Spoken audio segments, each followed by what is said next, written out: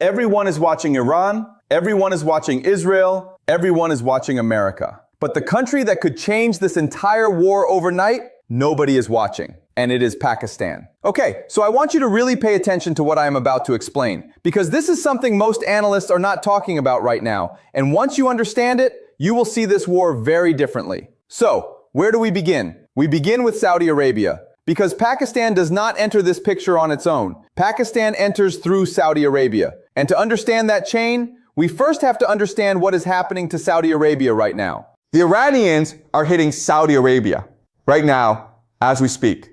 Missiles, drones, energy sites, oil infrastructure, all of it being targeted deliberately and systematically. And I want to be clear, this is not random. This is not accidental. This is Iran executing its core strategy in this war, which is destroy the economic foundation of the global order. And the way you do that is you go after the energy supply of the Gulf states. Because without cheap energy flowing out of this region, the entire global economy begins to break down. That is what Iran is doing. And Saudi Arabia is right in the middle of it. Now, here is where things get very interesting. Saudi Arabia has a choice in front of it right now. And that choice is, do we formally enter this war against Iran? Do we make this official? Do we declare war? And the reason this question matters so much, the reason I want you to think carefully about this, is because of what happens the moment Saudi Arabia makes that decision. Saudi Arabia and Pakistan have a formal military agreement between them, a defense agreement, a treaty. What it says is very simple. If one of them comes under attack, the other one is required to stand beside it militarily. Required, not recommended, not suggested. Required by the terms of the agreement. This is a binding obligation between these two nations. So, Saudi Arabia formally enters this war against Iran.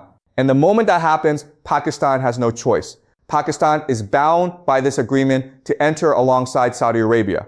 Not because Pakistan has a problem with Iran, not because Pakistan chose this conflict, but because the treaty requires it. Pakistan gets pulled in automatically. Now, I want you to look at a map for a moment. Look at where Pakistan actually sits in relation to Iran. Pakistan is on Iran's eastern side. Now think about how this war has been fought so far. Every strike has come from the west. American forces, Israeli forces hitting Iran from the west, from the Mediterranean, from carriers in the Arabian Sea, from Gulf bases.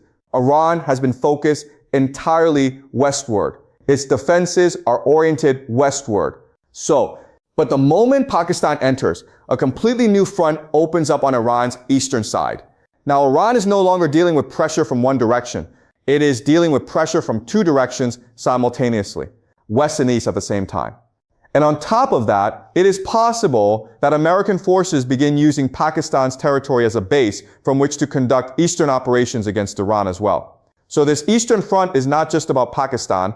It potentially becomes another avenue for American military pressure too. Think about what that means for Iran, a country that has already absorbed more than 7,000 strikes in just 20 days, already stretched, already degraded. Now suddenly having to split its attention, its resources, its defenses across two completely opposite fronts simultaneously.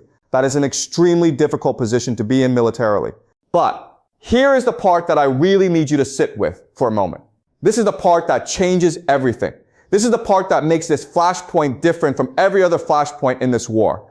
Pakistan is a nuclear state, not a country with nuclear ambitions, not a country working toward nuclear capability, a country that already has nuclear weapons. Approximately 170 of them, 170 nuclear warheads. And the moment a country with 170 nuclear warheads becomes an active participant in this war, the entire nature of this conflict shifts. Now, I want to say something clearly here, because I do not want this to be misunderstood.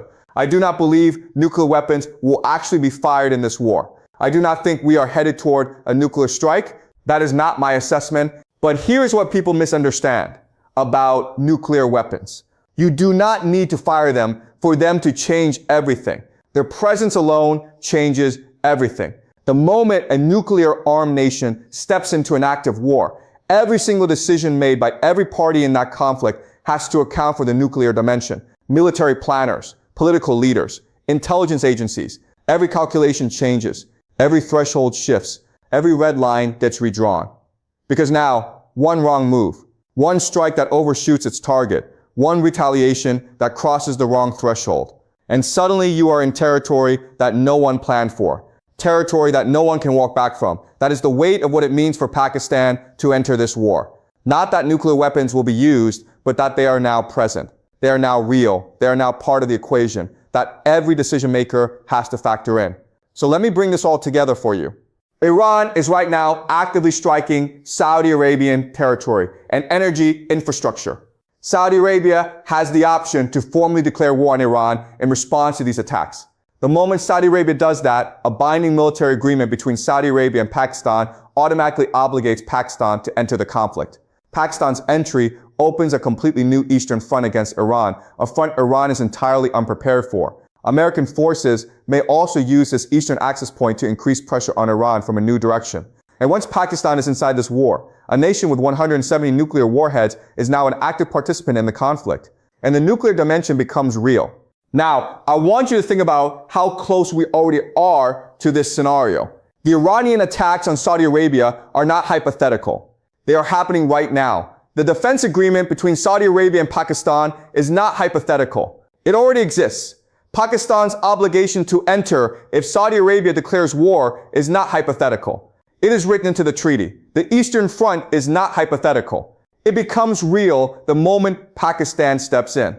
All that separates us from this entire scenario playing out is one decision by Saudi Arabia.